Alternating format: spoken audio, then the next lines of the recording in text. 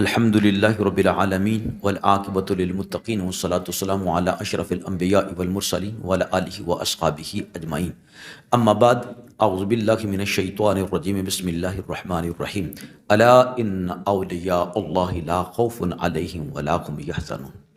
حدیث مبارکہ جو نبی پاک صلی اللہ علیہ وآلہ وسلم کی ابن ماجہ میں ہے، احمد میں ہے، اور ابن ابی شیبہ اور بزار نے مسند میں جس کو نقل کیا ہے کہ یصلح اللہ فی لیلۃ واحدہ، کہ اللہ رب العزت امام مہدی کی اصلاح فرمائے گا ایک رات کے اندر۔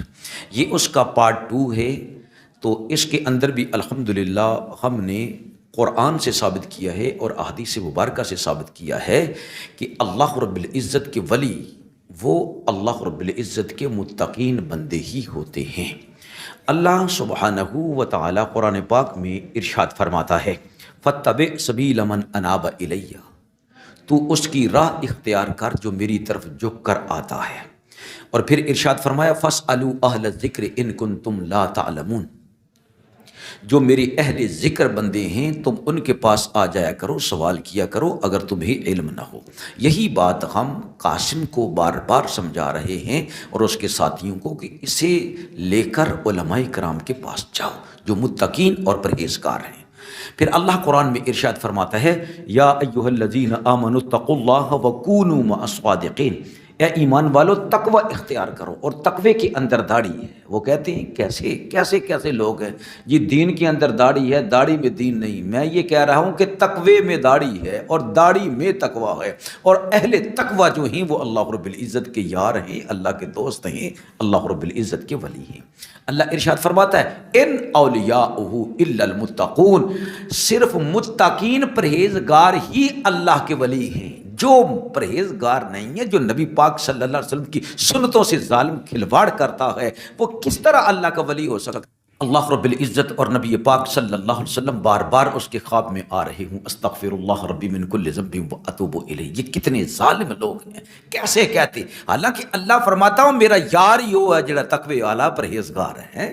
تو داڑھی میں تقوی ہے اور تقوی میں داڑھی ہے، جس کی داڑھی نہیں ہے وہ اللہ رب العزت کا یار، ولی اور اس مقام والا نہیں ہو سکتا۔ پھر اللہ ارشاد فرماتا ہے، ان الذین آمنوا وعملوا الصالحات سیجعل لهم الرحمن ودا، جو ایمان لایا اور صالح اعمال کیے، ان قریب ہم لوگوں کے دلوں میں اس کی محبت ڈال دیں گے۔ اللہ ارشاد فرماتا ہے، الا ان اولیاء اللہ لا خوف علیہم ولا هم یحزنون الذین آمنوا وکانوا یتقون، خبردار ہو جاؤ، جو اللہ کے ولی ہیں نہ ان پر کوئی خوف ہے نہ حزن ہوگا۔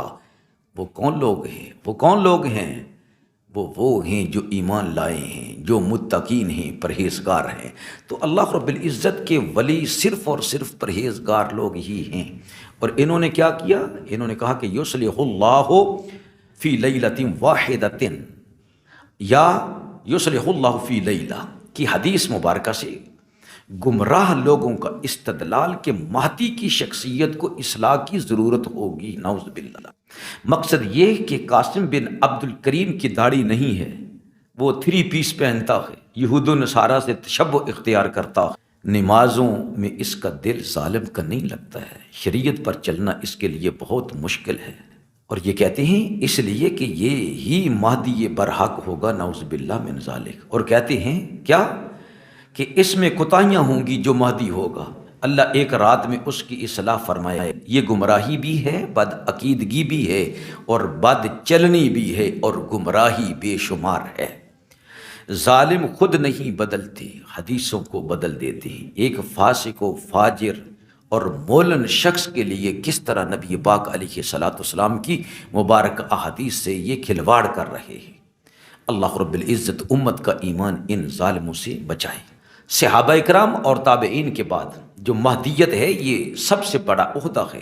اللہ سبحانہ و تعالی یہ عہدہ کسی بد کردار، بد افعال، بد چلن، بد معاش اور مخالف فطرت اور یہود و نصارہ سے مشابہت رکھنے والے بے غیرت کمینے کو عطا نہیں فرمائے گا، بلکہ حضرت مہدی جو مادرزاد ولی اللہ ہوں گے، عظیم محدث، فقیہ اعظم، امام اعظم ہوں گے، جیسا کہ آپ کے پہلے خطبہ سے پتہ چلتا ہے ابھی وہ رات ہی اصلاح والی نہیں آئی، اس سے پہلے ہی آپ کی کیسی اصلاح ہوگی۔ اور یہ کہ مولا کائنات علی المرتضیٰ شیر خدا رضی اللہ تعالی عنہ کا ارشاد گرامی موجود ہے کہ یشبہہ فی الخلق، اس کا خلق جو ہے وہ محمد مصطفیٰ علیہ الصلوۃ والسلام کے خلق عظیم کی طرح کا ہوگا، تب اللہ تعالیٰ آپ کو مہدیت کا مقام عطا فرمائے گا۔ اور اللہ کے رسول صلی اللہ علیہ وسلم کا ارشاد گرامی فخلص الیہود خالف الیہود والنصارى، کہ یہود و نصارہ کی مخالفت کرو۔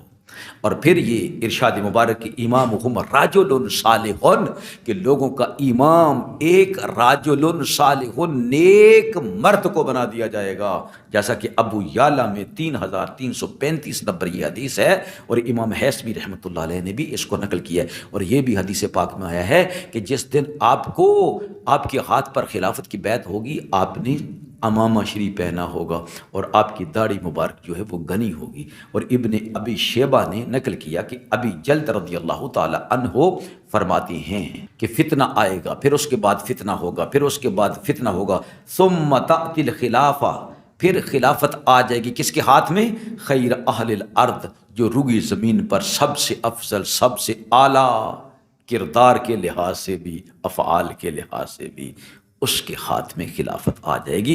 وَهُوَ قَائِدٌ فِي أَهْلِ بَيْتِهِ، اور وہ اپنے گھر والوں کے ساتھ بیٹھا ہوا ہوگا کہ اللہ رب العزت اس کو خلیفہ بنا دے گا۔ ایسے نہیں ہے جیسے یہ ظالم لوگوں کو گھیر رہے ہیں کہ اس کے ہاتھ پر آ کر بیعت کرو، اور اللہ رب العزت کا ولی ہوگا۔ اس بارے میں یہ بھی ہے کہ کتاب الفتن کی حدیث نمبر 980 ہے، الا ان صفوة من خلقہ فلان، کہ اللہ رب العزت کی مخلوق میں اللہ کا مخلص بندہ، اللہ کا یار جو ہے وہ فلاں فلاں ہے۔ فَاسْمَعُوا لَهُ وَأَطِيعُوا، بس اس کی بات سنو اور اس کی اطاعت قبول کرو۔ میرے عزیز دوستو، مہدی کی یہ شان ہوگی جیسا کہ اقبال نے کہا ہے، ہر لہجہ ہے مومن کی نئی شان نئی آن، گفتار میں کردار میں اللہ کی برہان۔ وہ برہان ہوگی اللہ کی ذات کی، اس کو مہدی کہا جائے گا۔ قہاری و غفاری و قدوسی و جبروت، یہ چار عناصر ہوں تو بنتا ہے مسلمان۔ ہمسایہ جبریل امی بندہ خاکی ہے، اس کا نشیمن نہ بخارا نہ بدخشان۔ یہ راز کسی کو نہیں معلوم کہ مومن قاری نظر آتا ہے، حقیقت میں ہے قرآن۔ قدرت کے مقاصد کا عیار، اس کے ارادے دنیا میں بھی میزان، قیامت میں بھی میزان۔ وہ کسوٹی ہوں گے جو اس کے مطابق ہوں گے، وہی مومن برحق ہوں گے۔ اور آپ کہہ رہے ہیں کہ ان کو اصلاح کی ضرورت ہوگی کہ وہ داڑھی بھی رکھ لیں گے اور بدکاری بھی چھوڑ دیں گے اور بد چلنی بھی چھوڑ دیں گے۔ استغفر اللہ استغفر اللہ۔ جس سے جگرے لالا میں ٹھنڈک ہو وہ شبنم، دریاؤں کے دل جس سے دہل جائیں وہ طوفان، وہ ہیں حضرت امام مہدی۔ فطرت کا سرود ازلی اس کے شب و روز، آہنگ میں یکتا صفت سورہ رحمان۔ تو یہ شان ہوگی حضرت امام مہدی رضی اللہ تعالیٰ عنہ کی۔ انشاءاللہ تعالیٰ تیسرے پارٹ کے اندر ہم بتائیں گے کہ یصلح اللہ فی لیلہ میں جو یصلح ہے اس کا صحیح معنی کیا ہے۔ اس کا معنی ہرگز یہ نہیں ہے کہ آپ کو ولایت کے لیے اصلاح کی ضرورت ہوگی یا آپ کو محدث اعظم ہونے، فقیہ اعظم ہونے کے لیے اصلاح کی ضرورت ہوگی۔ نہیں نہیں، آپ دین پر پورے طریقے سے چل رہی ہوں گے، بہت بڑے محدث ہوں گے، بہت بڑے مفسر ہوں گے، اور مادرزاد اللہ رب العزت کے ولی ہوں۔